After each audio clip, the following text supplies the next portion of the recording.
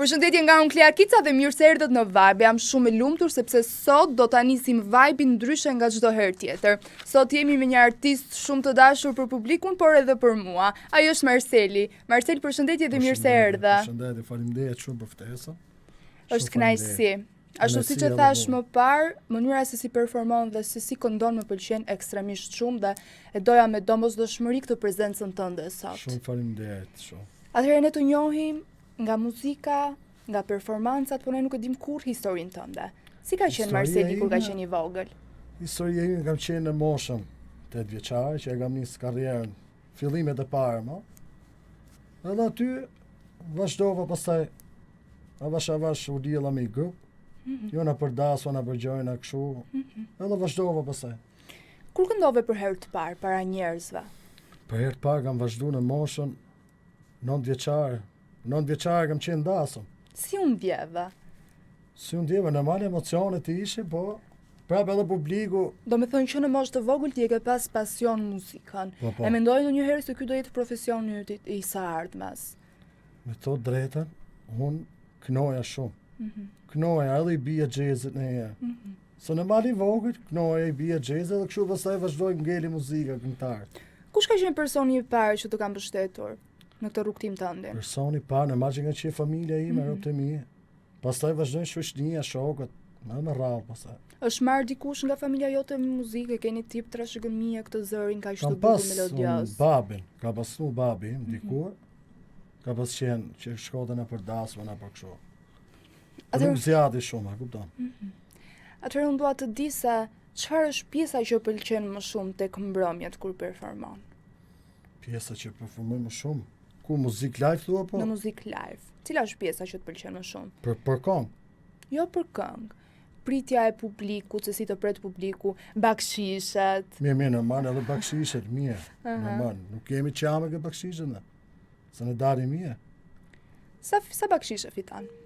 Po varet, për shembull, lokal muzike ne mund të marrim 80, 100. A kupton, variona, shkoj 120. Sa ka qenë nata jote më e keqe që ke marrë më pak bakshisha? Nata më e keqe kena në 50 e kena. Kjo është. A të ka ndodhur ndonjëherë në një situatë që sharake gjatë një performance në dasma apo në koncerte? Që sharake kena pas shumë. Shumë situata kena pas. Një ndër to, po, ka haruar tekstin apo çfarë? Po. Ka ndodhur me gjëman. Ka ndodhur. Ka haruar tekstin? Kam harru tekstin, po. Si e kamufluat?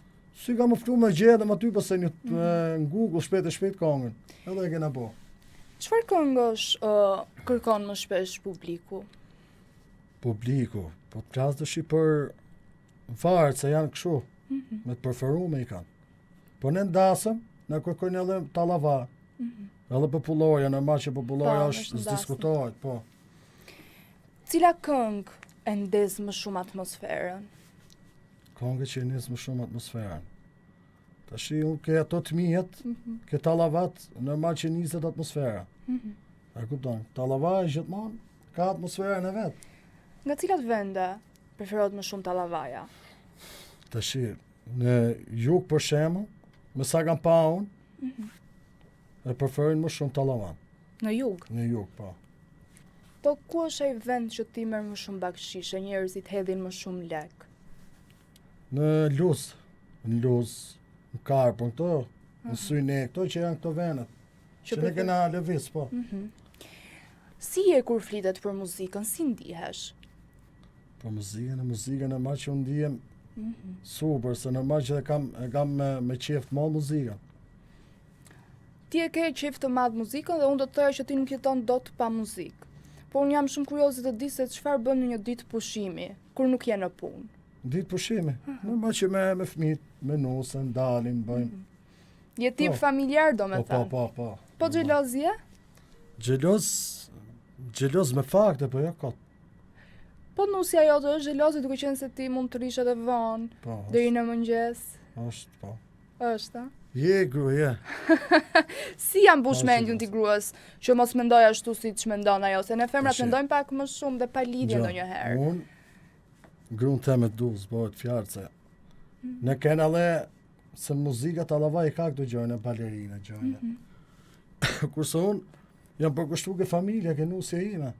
e kalamoj dhe mi, Sa mirë. për zodën e mo, se po të zë zodën. Bravo. Se ka edhe tipa tje që bëjnë, po unë, për vete, Kush është personi që të kritikon më shumë?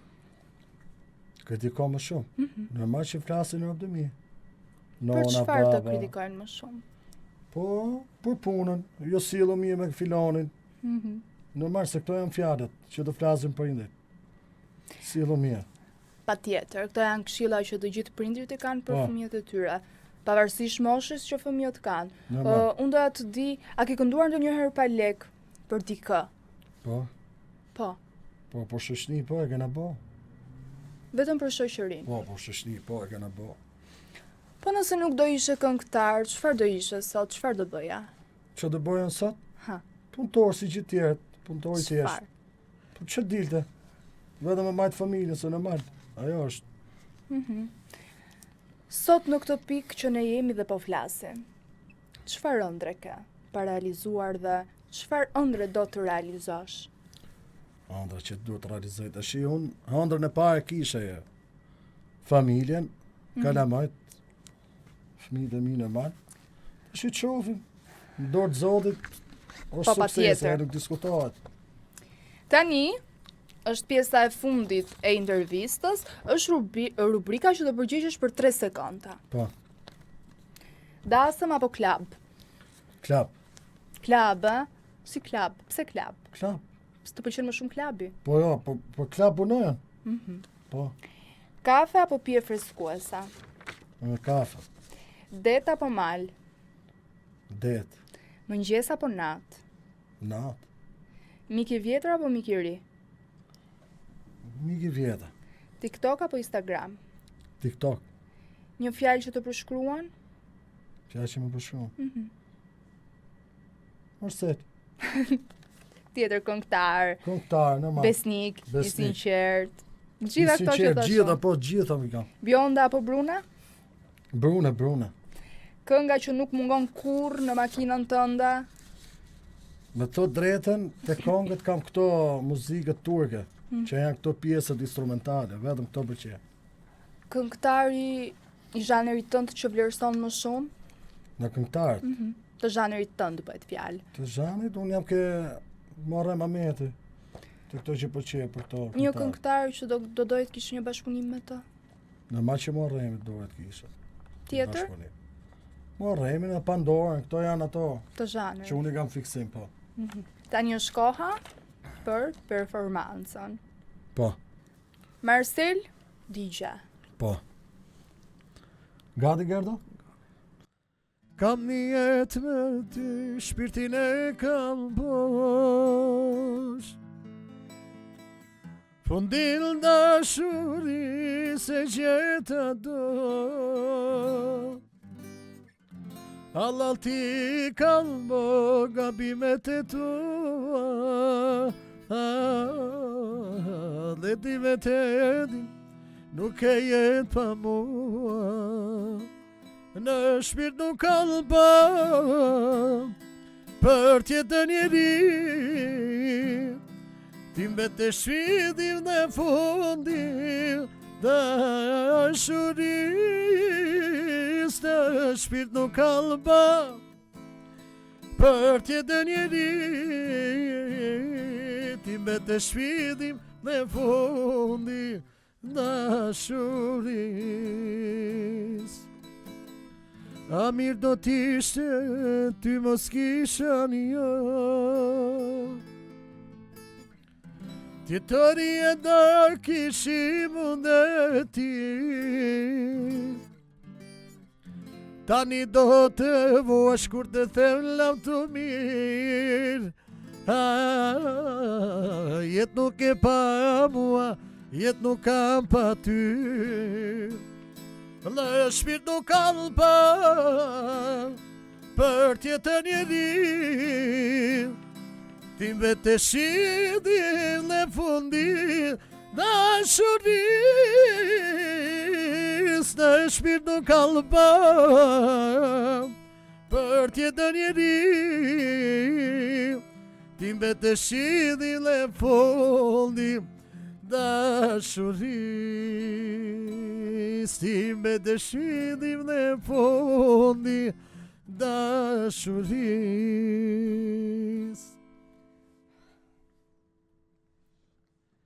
Che la pare, je me pare, si di $2 dollar. Che la pare, je me pare, io vencerò le dollar. A do me ditë si bojet jeta, që largo qa si raketa, kredatojnë nga në shkojmë, pishoj shtia qove kom, peshë, venin e qojnana, na thojnë kampiona peshë, venin e qojnana, na thojnë kampiona, kella pare, gjyme pare, si di $2 dollar, e la pare, je me pare, io vencerò le dollar. Ehi, hajde din basha, o poi piano radi, inge sono cuyano, o malete di, Ibrezano cuyano, o malete dibres, o malete dibres, o more che cana, ai ai de din basha e cajeto bela, ai ai de din basha che cajeto bela ya. Super. Ka dalë super. Ishte super performancë. Faleminderit shumë. Çfarë ke për të thënë tjetër? Kam një përshëndetje për familjen time, për mamin, për babin, për 2 motrat e mi, për nusën, edhe për 2 engjëjt e babit, për Anin e vogël, edhe për Milunën e vogël. Oj, që i përshëndesim. I ka babi zemër. Edhe i përshëndetje për gjithë kolegët e punës time, Landi jetën, edhe gjithë çunat e Bizozit, Zanit Durrësit, Gëzimin, gjithë çunat i përshëndes. Edhe ju rujt Zoti çuna. E paçim punë sa më shumë. Marcel, ishte kënaqësi. Faleminderit. Falenderoj shumë që erdhe. Edhe ty Gerti të falenderoj Shumë që erdhe. faleminderit për ftesën. Dhe ju uroj shumë sukses dhe patsisht sa më shumë punë. Shumë faleminderit. Shumë faleminderit. Kohët e fundit flitet gjithnjë më shumë për ndarje, divorce dhe marrëdhënie që nuk zgjasin. A është ky një fenomen që po rritet apo thjesht njerëzit sot nuk kanë më frikë të flasin për të? Për të folur rreth kësaj teme kemi në studio psikologën Livia Kyçiku. Livia, përshëndetje dhe mirë se erdhe. Përshëndetje. Të falenderoj që pranove ftesën dhe jam shumë e lumtur që të kam për të folur një temë delikate, por nuk do flasim vetëm për çiftat. Sot do flasim të për dashurinë e adoleshentëve. Atëherë dua ta nisi tek marrëdhëniet e çifteve. Me aq sa keni hasur në klinik, si është sot marrëdhënia e çifteve, apo ndahen shumë njerëz? Sa emocione krijon një marrëdhënie? Duke ju referuar dhe eksperiencës time si psikologe dhe në praktikën time të punës edhe me çifte gjithashtu, kam vënë re që patjetër çiftet kanë problematika mes tyre, kanë konflikte dhe tani është pak më e lehtë për tu ndarë nga njëri tjetri. Nëse më përpara do kishte shumë gjëra që nuk do i shtynin drejt një ndarje, tani ndarja është shumë më e lehtë, gjëja e parë që mund edhe të konsiderojnë. Pra ata mund të anashkalojnë komunikimin, mund të anashkalojnë mirëkuptimin, por zgjedhin që të humbasin komunikimin mes njëri tjetrit, sikur edhe për konfliktin më të vogël që mund të ekzistojë. A është kjo diçka më e mirë krahasuar 10 vite më parë, ashtu siç the ti, ishte pak më e vështirë të shkonim direkt tek ndarja, ndërsa sot gjëja e parë që bëjmë ne ndahemi. Është diçka më e mirë? Nëse krahasojmë marrëdhëniet përpara 10 viteve me marrëdhëniet e ditëve të sotme, më përpara njerëzit qëndronin bashkë sepse prej dëshirës për të krijuar familje, për të pasur pasardhës, për shkak të sigurisë, të mbijetesës ekonomike ose të statusit social. Ndërsa në ditët e sotme nuk mjaftojnë vetëm këto. Njeriu kërkon që me një person të vetëm të kryejë shumë gjëra ose të kryej me atë person gjëra që mund t'i kryej në një komunitet të tërë. Për shembull, kërkon shokun e ngushtë, mund të kërkoj tek ai një mbështetës emocional, mund të kërkoj një person që të kaloj një kohë shumë cilësore me të, motivues, një person që ta bëj atë të arrijë potencialin më të lartë. Por kjo është një barë shumë e madhe për një person të vetëm për të mbajtur në shpatulla. Prandaj këtu mund të lindin edhe konfliktet. Njeriu mund të ndihet i pamjaftueshëm për të qenë një person i vetëm, për të pasur gjithë këto cilësi që partneri mund të kërkojë. Dhe prandaj për hir të mirëqenies të përgjithshme, individi ndonjëherë merr edhe hapin një hap të tillë siç është edhe ndarja. Cilat janë problematikat kryesore që të vinë çiftet për terapi? Problematikat kryesore për të cilat vjen një çift janë konfliktet e ndryshme që mund të kenë, ndoshta edhe për gjë më të vogël. Dhe këto lindin si pasojë e mos komunikimit, mungesës së respektit, mungesës së besimit, të vlerësimit ndaj edhe nevojave të personit që ka në krah. Pra, është shoh që individët e rritur kanë një ngërt shumë të madh në komunikim, qoftë në mënyrën se si ata i komunikojnë gjërat e tyre, qoftë në mënyrën e tonit që ata përzgjedhin për të komunikuar një nevojë që mund të kenë, ose të fjalëve që ata përzgjedhin, ose kohën kur përzgjedhin të komunikojnë nevojat e tyre, ose nuk e marrin parasysh ndoshta edhe mënyrën se si mund të ndihet partneri i tyre në kohën kur ata vendosin që të sqarojnë një konflikt. Patjetër, mënyra më e mirë, të gjithë kemi konflikte, të gjithë jemi qenie të gjalla, që do konfliktohemi, qoftë me prindër, qoftë me fëmijë, me partner, me kolegë e tjerë, është diçka shumë e zakonshme për natyrën tonë. Por e rëndësishme është mënyra se si ne i zgjidhim këto konflikte. Dhe pikërisht aty, në rast se një konflikt ngel i pazgjidhur, mund të shohim që personi tjetër mund të fillojë me sulme personale, mund të përdori heshtjen, gjithashtu ose të jetë indiferent ndaj nevojave të tjerëtrit. Dhe aty shohim që pikërisht aty mund të ndodhë edhe krisja e marrëdhënies. Domethënë, komunikimi është gjëra bazë. Unë dua të di, po mungesa e komunikimit a vjen edhe si pasojë e rutinës së përditshme që na merr kohë? Çiftet ndonjëherë janë më shumë të angazhuar në punë, edhe kanë shumë pak kohë për njëri tjetrin. E vërtet, edhe kjo, tani jemi shumë të dhënë në pas punës. Diskutuam më përpara për marrëdhëniet që ishin në të kaluarën, ku kryesori, personi i cili sillte të ardhura në shtëpi ishte mashkulli, babai i familjes, ndërsa tani dhe femrat dhe vajzat, gratë kanë krijuar pavarësinë financiare. Dhe në këtë mënyrë, duke qenë të dhënë pas punës, duke punuar, duke u marrë me gjërat tona, duke qenë ndonjëherë vetëm individualist, mund të bëjmë edhe që ta anashkalojmë pak edhe marrëdhënien që kemi me personin e zemrës. Patjetër që kur ne nuk njohim nevojat e personit tjetër ose kur nuk jemi mjaftueshëm kurioz për ta njohur si të plot, kjo mund të sjellë edhe krisje. Pra mendoj se kurioziteti është një gjë që vazhdon ta mbajë marrëdhënien gjallë. Kuriozitet në çdo aspekt të jetës, kuriozitet për partnerin tënd, për ta avancuar marrëdhënien gjatë gjithë kohës dhe gjatë gjithë jetës. A është bërë më e lehtë tradhtia emocionale sot? Në fakt është edhe një mit që thot vajzat ose gratë tradhtojnë në momentin që ndihen pamjaftueshëm nga ana emocionale. Por për të përmbushur të gjitha ato boshllëqet që individi mund të ketë, ndoshta dhe konflikte të veta të brendshme, emocione që ai nuk arrin t'i përpunojë, t'i kuptojë, edhe si rrjedhojë e kësaj, individi mund të tradhtojë për t'u ndjerë më i përmbushur emocionalisht. Por sa arrihet kjo? Patjetër që është e vështirë që në rastin kur ti mund të ndihesh i palumtur me veten tënde, të gjesh lumturinë te një person i tretë. Përveç se kriset edhe marrëdhënia që ti ke me partnerin aktual, sepse tashmë do të mungoj besimi. Edhe ti vetë do të krijosh disa ndjesi jo të mira ndaj vetes, pikërisht sepse ishe shkaktari i krisjes së marrëdhënies tënde. Çfarë quhet sot tradhti? Tradhtia nuk është vetëm ajo tradhtia fizike, por mund të jetë edhe mungesa e besimit. Pra, kur partneri nuk ndihet i përmbushur emocionalisht, ose kur ai nuk mendon ose pyet veten e tij vazhdimisht që sa afër emocionalisht është partneri im me mua. Sa respekt ka ai për mua kur unë nuk jam e pranishëm ose kur nuk jam i pranishëm. Sa siguri do më jepte ai në situata të caktuara. Pra tradhtia nuk ka të bëjë vetëm me çështjen fizike, por ka të bëjë dhe me pjesën emocionale, pra me atë se si partneri na bën ne që të ndjehemi emocionalisht, me ndjesinë e të ndjerit të pranishëm në jetën tonë ose jo.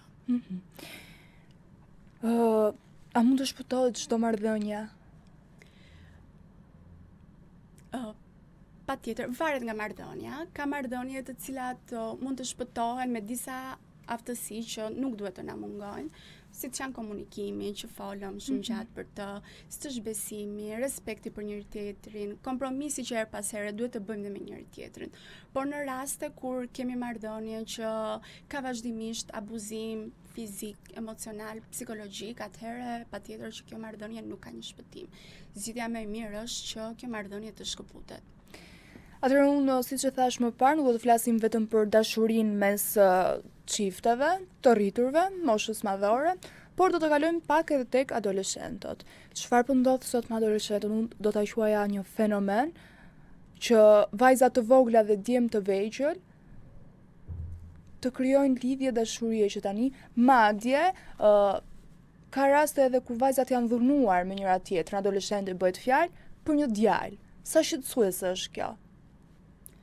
Po, në fakt po shohim dita ditës që vajzat të cilat zihen me njëra tjetrën edhe fizikisht konfrontohen fizikisht dhe shkak mund të jetë edhe një djalë.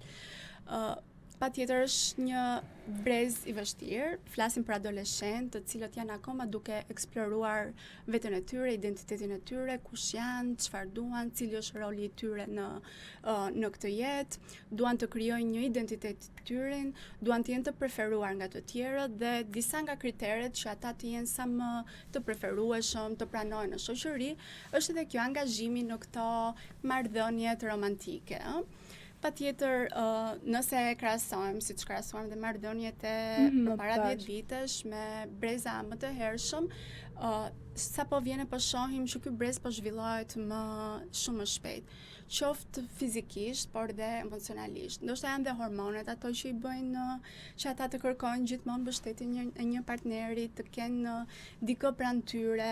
Është edhe nxitja, mund të themi, ose ndikimi social, kur shohin që një shoku ose një shoqe e tyre ka një partner me cilin dalin, kalojnë kohën, duan edhe ata që të përjetojnë të njëjtën ndjesi.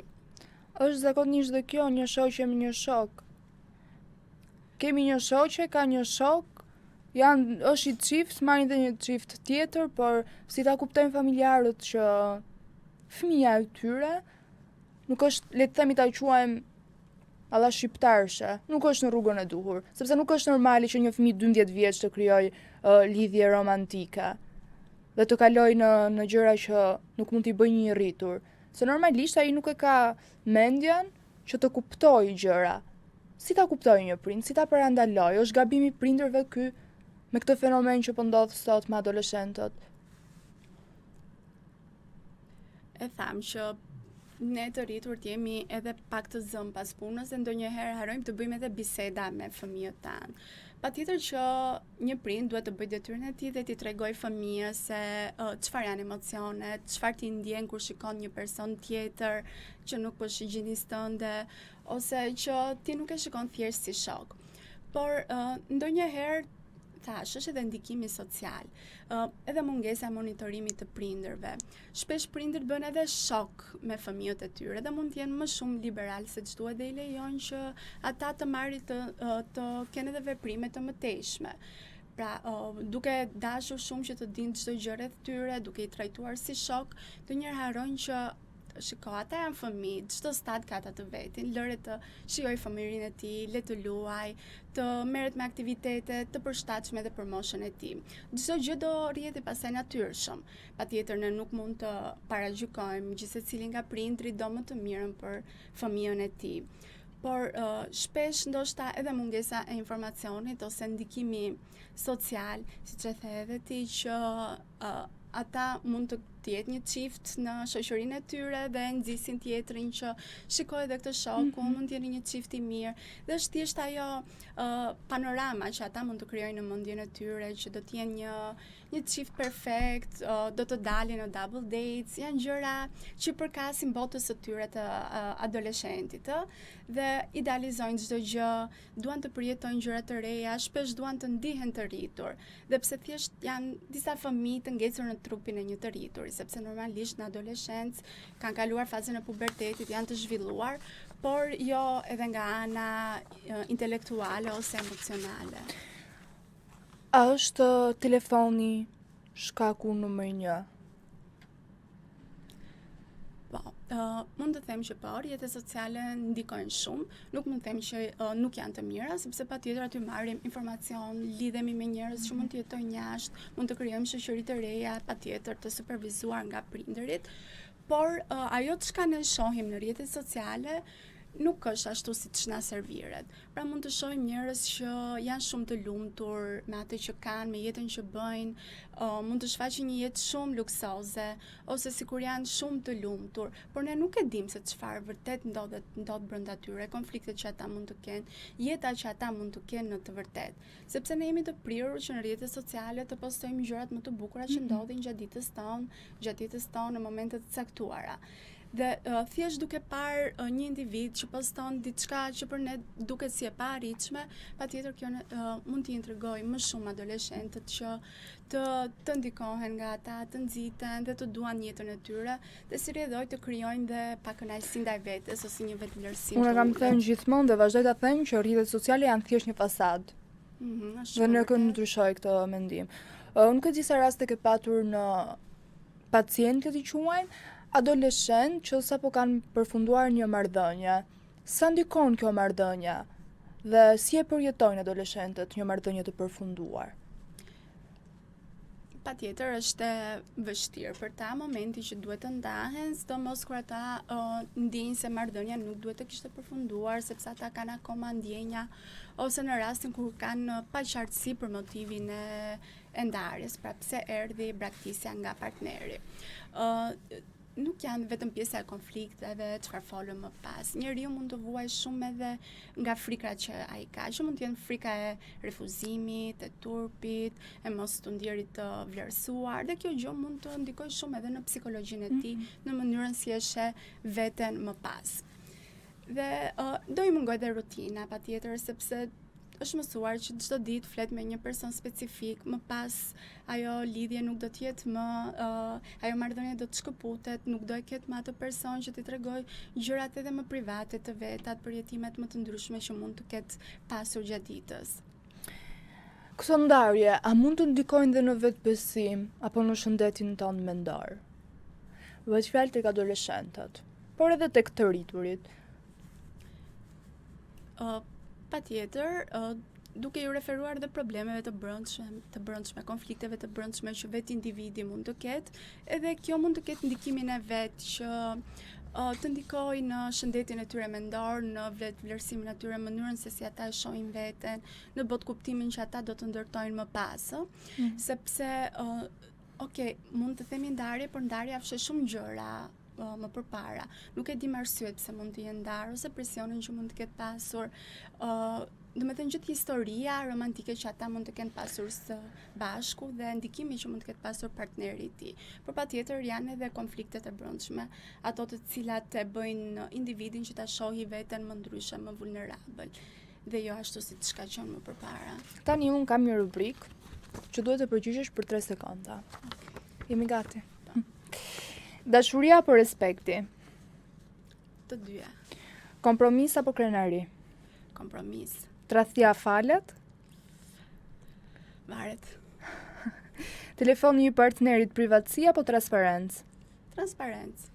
A është normale të kontrollosh partnerin? Jo. A mund të ekzistojë dashuria pa besim? Jo. Cili është gabimi më i madh që bëjnë çiftet shqiptare? Që nuk ka rin të komunikojnë. Komunikimi është çelësi. Dhe çfarë këshilli do t'u jepje të gjitha çifteve të reja përveç komunikimit, që është baza? Patjetër, si tham, komunikimi është baza. Unë të doja të citoja edhe një thënie të një psikoterapiste, Virginia Satir, e cila ka thënë që komunikimi është për marrëdhënien, ashtu siç është frymarrja për jetën. Pra e ka lidhur aq bukur dhe kjo është vërtet diçka që qëndron, sepse nëpërmjet fjalës, nëpërmjet një komunikimi të hapur, ne mund të shprehim pa kënaqësitë që kemi, nevojat tona, sidomos edhe ne që jemi dhe pak natyrë më emocionale, mund të duam më shumë vëmendje, më shumë kohë nga partneri, por patjetër dhe për meshkujt mund të qëndroj.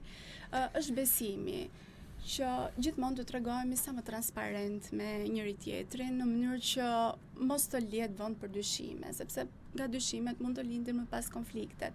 Dhe me konflikte të vazhdueshme, në rast se ti nuk di ti menaxhosh, atëherë dhe marrëdhënia kthehet nga një marrëdhënie normale në një marrëdhënie të pashëndetshme që shumë shpejt do i vi fundi.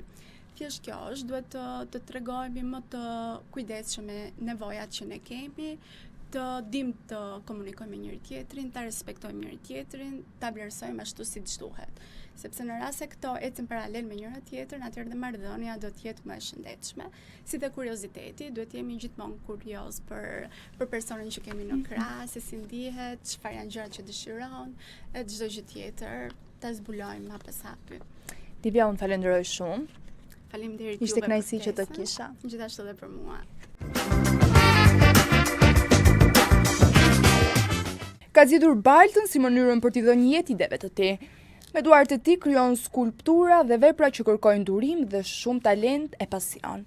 Sot në Vibe kemi kënaqësinë të prezantojmë dhe të mirëpresim artistin Erlind Fusha. Erlind, mirë se erdhe. Mirë se u gjeta, kënaqësia është e ime. Faleminderit që e pranove ftesën dhe unë dua ta nis direkt me pyetjen se si lindi ideja jote për të bërë skulptura.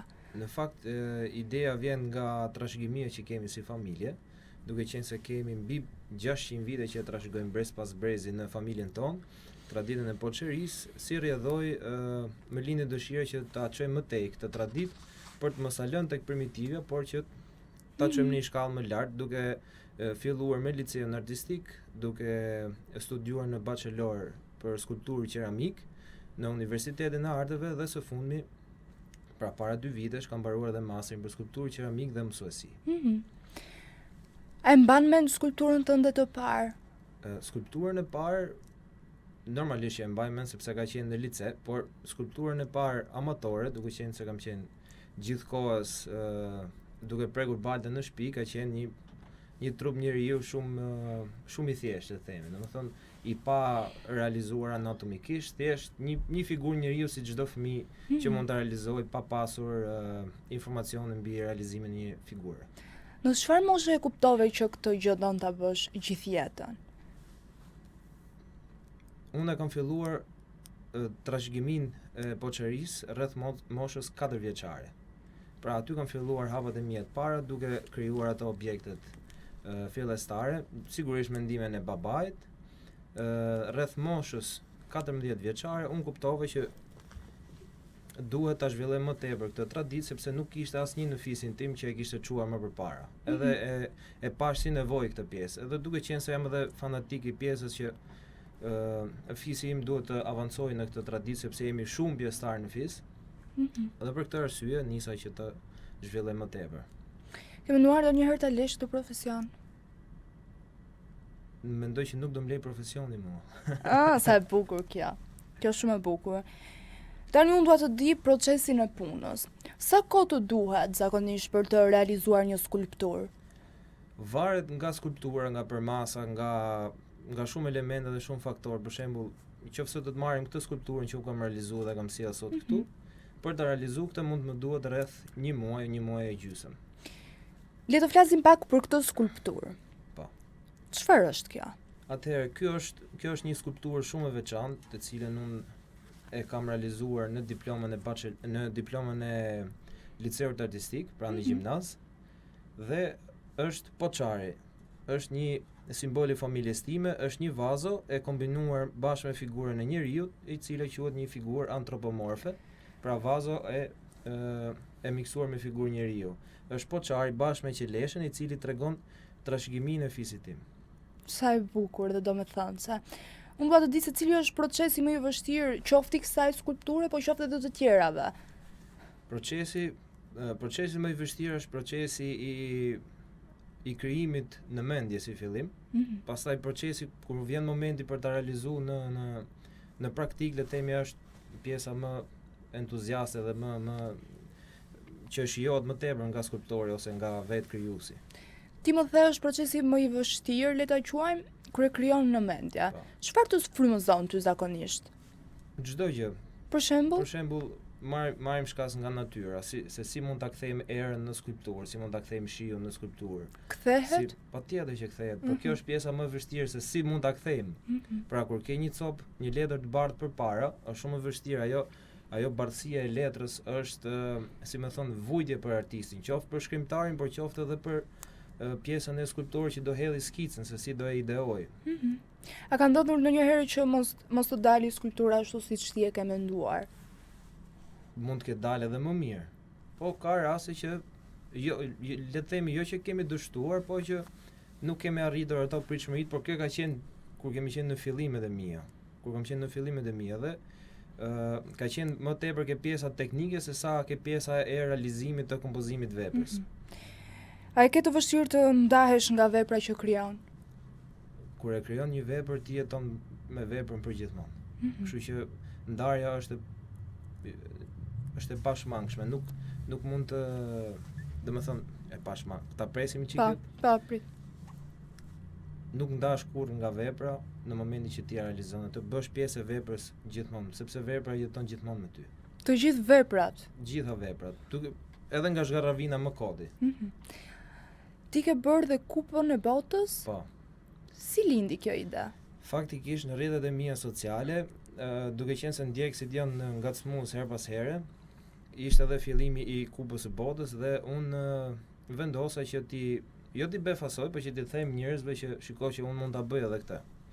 Dhe si rrjedhoj, e realizova kupën e botës hap pas hapi në të gjitha live-et e mia që janë futur në atë kohë për rreth 1 muaj. Pra, më zgjati rreth 33 ditë për ta realizuar kupën e parë. Pastaj kam realizuar edhe kupat e tjera në bazë të kopjes origjinale. Le të ndalemi pak te kupa e botës. Në momentin që e përfundove, çfarë të erdhi në mendje direkt kur e pe? Sa keq më vjen që se fitoi Gjermania këtë vit. Unë jam tifoz me Gjermaninë dhe se shijum dot. Cili ka qenë reagimi që të ka bërë më shumë përshtypje kur pa në kupën e botës që e kishe realizuar ti në një skulpturë? Reagimi që më ka bërë më shumë përshtypje ka qenë që edhe pse e kanë parë gjithë procesin, prapë më thanë që ti këtë e ke realizuar me kallupë dhe nuk e ke realizuar me dorë. Ndërkohë që unë kam qëndruar 33 ditë me radhë duke realizuar me dorë nga fillimi deri në fund. Sa mërzitesh ti kur merr këtë lloj komentesh? S'mërziten fare. Përderisa unë e di se si realizohet procesi, komentet s'kan rëndësi. Po vlerësimi më i madh që ke marrë, kush ka qenë ai person që të ka vlerësuar më shumë? Në lidhje me kupën e botës. Në çfarë lloj skulpturi që ti ke bërë? Po këto janë projekte të ndryshme, nuk është se po për shembull kam qenë realizimi një pune private. Zakonisht punët private janë ato që vlerësohen më tepër, por ka pas edhe punë të tjera, le të themi fitimet e çmimeve të para. Për shembull kur kam qenë në liceun artistik në moshën 19 vjeçare, kam fituar çmimin e parë për konkursin në zgjedhjen e skulpturës më të mirë të luftës kundër korrupsionit. Dhe ishte një konkurs i realizuar nga OSBE Odiri. Kam qenë pjesëmarrës në festivalin Frankofon Soleil në Bullgari si përfaqësues i Shqipërisë, gjithashtu përfaqësues i Shqipërisë në Erasmus në Hungari, ku kishte pjesëmarrës të shumë shteteve ndryshme si Gjermania, si Hungaria, Letonia, Italia e tjerë, dhe u paraqitëm shumë mirë, unë bashkë me disa kolegë të mi. Gjithashtu kam qenë dhe pjesëmarrës në Austri, në Kunstlerhaus, në artist në rezidencë quaj atje, ku një artist përzgjedhej nga Shqipëria dhe një artist austriak përzgjedhej nga Austria dhe bënim këtë shkëmbimin. Kur i ke marrë të gjithë këto fitore dhe gjithë këto arritje, përveç vetes tënde, kujt ja dedikon këto? Se unë mendoj që edhe të marrësh pjesë në të gjithë vendet e botës, fiton është një arritje. Po, e vërtet. Kujt ja dedikon ti të gjithë këto arritje të tua në jetë përveç vetes tënde? Pa diskutim që familjes një, normalisht Zoti është mbi të gjithë neve, kështu që le të ndalemi pak tek Erlindi. jashtë studios, jashtë skulpturave, jashtë orarit të punës. Nuk e di nëse ti ke një orar pune apo punon. Ja, s'kam fare orar. S'ke orar. Çfarë bën në kohën e lirë kur ti nuk punon? Punë Si e është një? Çfarë punon? Po artisti do të zgjedhë se çfarë do të bëj punën e radhës, kjo është kohë e lirë. Do të vrasi mendin gjithë kohës, sepse në art nuk mund të jesh kurrë i qetë. Po që i qetë nuk je artist. Do me thënë ti e gjithë kohës duke menduar, Patjetër. për çfarë mendon Po sepse zakonisht? kur përfundon studimet ti quhesh artist i lirë. Pra kur je artist i lirë, pavarësisht se kjo fjala i lirë duket pak e thjesht në duke dhe duket sikur ke një liri të madhe, presioni që ke mbi shpatullo është shumë i madh sepse ti pedagogët e tu, le të themi, ose njerëzit që të njohin ose publiku që të njeh, ai publik sado i vogël le të jetë, duke ditur se çfarë talenti ke ti, presin shumë prej teje. E kupton? Dhe kur ti nuk i jep, kjo të demoralizon ty.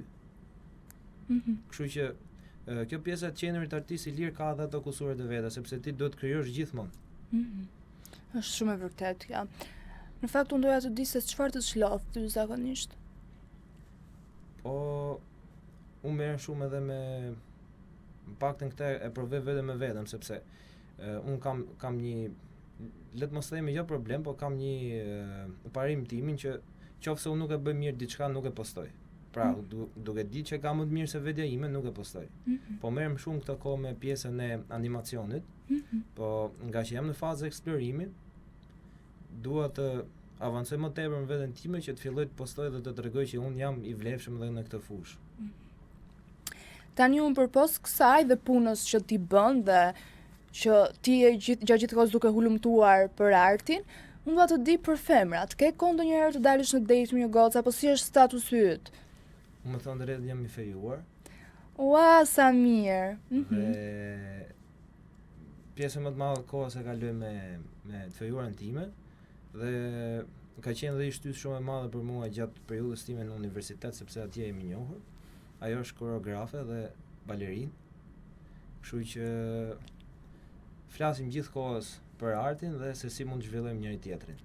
Cila është skulptura që i ke bërë të fejuarës tënde? Faktikisht është edhe skulptura më vështirë që e kam realizuar, që ka qenë rreth 9 muaj më ka dashur që ta realizoj, është edhe diploma e masterit, ku kam realizuar atë në përmasat e saj natyrale.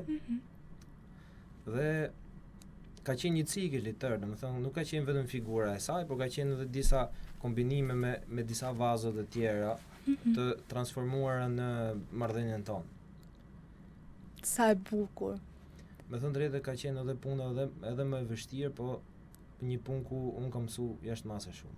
Edhe e ke bërë me dashuri? Patjetër, sepse ka qenë edhe nga ana e saj durimi për të më qëndruar mua model.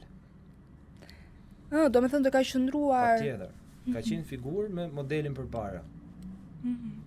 Sa mirë, është diçka shumë e mirë dhe mendoj që është një dhuratë shumë e vlefshme. Unë dua të di reagimin e të fejuarës, më fal. Cila është kritika më e madhe që merr nga e fejuara jote? Me thënë drejt ajo shumë kritike ndaj meje dhe shumë mirë bën, a kupton se duhet ndonjëherë dikush që të uli me këmbë tokë, edhe pse unë jam personi që jam gjithmonë me këmbë tokë ku vjen pjesa për tek arti, po që gjitha komentet që më ka bërë kanë qenë për të më ndihmuar, sepse pavarësisht se ajo nuk është e fushës, kur ke një sy të freskët i shef pak më ndryshe gjëra. A është xheloza? Po unë nuk bëj ndonjë gjë për të qenë xheloz. Kështu që jam brenda kornizave. Çfarë planesh ke për të ardhmen? Dhe me që thej që skulpturat dhe i kemi pas trashëgimi, nëse nesër pas nesër ti do bësh fëmijë, që është dhurata më e madhe që mund të ketë një person në jetë, të krijojë familje dhe të bëjë fëmijë. A do doje që fëmijët e tu të ishin pozitiv me skulptura, të bënin skulptura? Do doje që të ishin pjesë e artit, por duke parë kushtet që ka Shqipëria, e vështirë ta them, nuk e di. Do t'ja lejnë dorë vetë fëmijëve që të zgjedhin çfarë të duan vetë, sepse sot është edhe koha e teknologjisë. Domethënë është shumë e vështirë që ta fusësh një fëmijë që të punojë me elemente të prekshme, sepse balta është e prekshme. se kur flasim për skulpturën e referohemi gjithmonë përfundimit, po nuk është aq, e kupton? Do merresh me allçiun, do merresh me çekiçin, do merresh me telat, do merresh me shumë elemente të rënda. Është punë me vërtet shumë e rëndë, sepse është edhe punë krahu, kupton? Unë për të realizuar Kupën e Botës 2 metra që e kam bërë së fundmi, më ka dashur që të ri natë dhe ditë për ta realizuar. Përveç kohës që ka qenë dhe shumë vapi dhe që e kisha në disfavor, kam punuar gjithmonë pas orës 6 mbasdite deri në 7 mëngjesit, duke qenë se ishte më freskët. Kështu që nuk e dia do i marri përsipër këtë rrisje fëmia im, por që do kisha shumë qejf që të ishte rëndësi ka të ketë vullnetin për të bërë diçka. Kjo është më rëndësishmja. Tani nuk dua të prek më tek jeta jote personale, sepse nuk besoj se vlen më. Mesazhin e edhe që ti je i frijuar, je i lumtur, zemra jote është e mbushur plot dhe të uroj shumë sukses në profesionin tënd dhe gjithashtu të keni një jetë të lumtur ti bashkë me të frijuarën tënde. Por unë dua të di se cila është skulptura që e ëndërron ta bësh dhe çfarë planifikon të bësh në të ardhmen, një skulpturë që apo nuk e ke menduar akoma? Nuk, kur je skulptor nuk ke ndonjë skulpturë që dëshiron ta bësh, sepse kur mbaron për skulpturë, gjitha skulpturat, le të themi që të gjitha skulpturat janë të arritshme nga ana teknike. Por kur je skulptor, arritja jote më e madhe është gjetja e skulpturës, pra çfarë gjetje bën ti, çfarë krijimi bën. Ai mund të jetë edhe kaq, me atë krijimi se Mona Lisa kaq është sa i flet formati. Por sepse njerëzit ndonjëherë tundohen drejt gjërave të mëdha, por nuk janë gjërat e mëdha që të nxjerrin, si më thon, të nxjerrën në pa punën e mirë. Mjafton të bësh edhe i gjë të vogël, por ta qëndisësh atë gjë. Unë kam qejf që të realizoj një ekspozitë që është në planin e mi në të ardhmen dhe po punoj për këtë ekspozitë, duke qenë se po bëj disa punime në studion time, por nuk mund t'i postoj sepse të vjedhin një den. Edhe ky është sekreti, domethënë. Jo vetëm imi, por i të gjithëve. Tani unë do doja nga ana jote, përpara se të dalim te rubrika ku unë e preferoj më shumë, është rubrika që do përgjigjesh për 3 sekonda. Dua nga ana jote një mesazh për të gjithë të rinj që duan të ndjekin artin. Mesazhi është që mjafton që të futesh arti sepse arti të bën pjesë të vetes ti kollaj fare. Edhe pastaj do thonë që arti nuk jeton pa mua dhe jo unë pa artin, ashtu siç e the ti. Është një pyetje që ka ekzistuar gjithkohës. Mos gaboj, ka thënë Ernest Gombrich, është një autor që ne kemi studiuar në historinë e artit botror, kur thot a ka art pa njerëzimin dhe a ka njerëzim pa artin. Unë mendoj që s'ka njerëzim pa artin. Tani do të kalojmë tek rubrika. Kafe apo çaj? Zakonisht, apo duhet 3 sekonda kjo? 3 sekonda. Okej. Çaj. Tiranë apo qyteti yt? Unë nga Tirana. Tiranësia? Po Tirana apo ndonjë qytet tjetër? Tirana. Mëngjes apo natë? Mëngjes. Balta apo guri? Balta. Muzikë gjatë punës apo qetësi? Muzikë gjatë punës. Profesionist apo mjafton kështu? Profesionist. Instagram apo TikTok? TikTok. Det apo mal? Mal. Një fjalë që të përshkruan? Pricjap. Një ëndër që nuk e ke realizuar ende? Që jem skulptori më i mirë në Shqipëri. Bjonda apo Bruna? Atë që kam. Kjo ishte edhe rubrika jonë 3 sekondësha. Jo, është nga kurioziteti tim. Cili është skulptori që vlerëson më shumë? Këtu në Shqipëri apo në gjithë botën? Në Shqipëri, edhe në të gjithë botën. Se kemi shumë pedagog. Kujtja prishim e kujtja ndrejshim, po. Prej ta mendojmë çik tash. Pa, mendoj. Mendoj. Shiko, ka shumë skulptorë në Shqipëri që unë i vlerësoj shumë, që cilët shumica prej tyre më kanë dhënë edhe mësim. Por të thoja që do kisha shumë dëshirë që më jep të mësim, ose se Pascali dhe janë aq paqë, por ata kanë jetuar në një periudhë tjetër ku unë s'kam pas lindur. Dhe por jam shumë i lumtur që kam marrë mësim nga Gjithë skulptorët më të mirë që janë sot në Shqipëri, ku bëhet fjalë për Sadik Spahin, për Ertan Peqinin, për Genta Bakun, për Gjys Krisikun, për gjithë skulptorët që më kanë dhënë mundësim. I vlerësoj jashtë shumë. Po në botë. Në botë pa diskutim, kur i referohemi artit modern, do të thoja August Rodin. Por unë, duke qenë se merr me keramik, më pëlqen shumë edhe Henry Moore. Ndërsa për sa i përket antikitetit, pastaj do thoja Polikleti, është skulptor i cili ka krijuar edhe normat bazë të figurës njerëzit. Po të shkojmë pastaj në rilindje, do thojë Michelangelo. Erlind, unë falenderoj shumë që ishe pjesë e Vibe-it. Çfarë vibe të dha i herë? Vibe pozitiv, isha shumë i lirshëm, ishte me vërtet kënaqësi. E thash gjithë gjërat që doja, nuk ndjeva asnjë lloj pengese, kështu që Edhe do jesh gjithmonë i mirëpritur, dhe kur të realizosh një skulpturë, ato që nuk po e nxjerr se çfarë ke menduar, do jesh gjithmonë i mirëpritur për të folur rreth artit, sepse sot në Shqipëri mendoj që arti po humbet nga pak. varet si konceptohet arti, sepse tani quhen artistat edhe dikush që e bën këngën nga dikush tjetër, kupton, thjesht interpretuesi. Kurse ne jemi artista që e krijojmë vet Por ju skicën, po e tham. krijojmë vet objektin dhe e nxjerrim vet në galeri. Edhe të uroj shumë sukses, do jesh Shumë gjithmonë i faleminderit edhe mirëpritur. juve. Ja, pra kështu i erdhi fundi këtij episodi, bashkë do të shihemi sërish nesër në orën 11. Mos harroni të na ndiqni. Mirupafshim. Ju pëlqeu kjo video? Atëherë bashkohuni me ne. Na ndiqni në Instagram, Facebook dhe TikTok dhe bëni subscribe në YouTube. Klikoni like dhe share dhe aktivizoni njoftimet për të mos humbur asnjë video të re. Faleminderit për mbështetjen.